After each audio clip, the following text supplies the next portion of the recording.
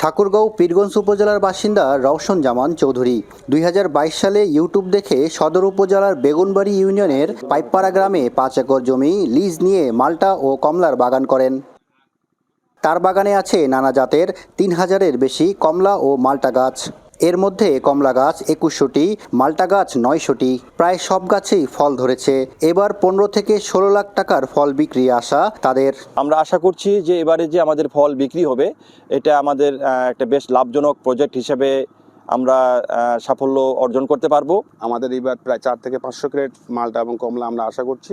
এটার বাজার মূল্য 15 থেকে 16 লাখ টাকার মতো ইনশাল্লাহ। এই বাগানে কাজ করে সচ্ছলতা ফিরেছে অনেকের পরিবারে। ওই খিলা 10,000 টাকা মাছ দেয়, সংসার আমার চলে, ভালোই চলে সংসার। থাকি সাথে, এই আয় দিয়ে আর কি সংসার খুব সুন্দর চলে। মাল্টা ও কমলা গাছে কলম দিয়ে উৎপাদন করা হয় চারা। এসব চারারও রয়েছে বিপুল চাহিদা।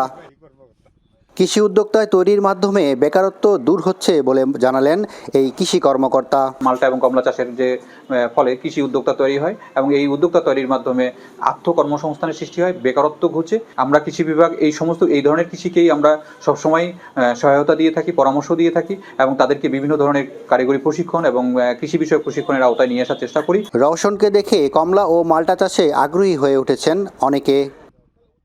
নাহিদ রেজা, বৈশাখী সংবাদ, ঠাকুরগাঁও।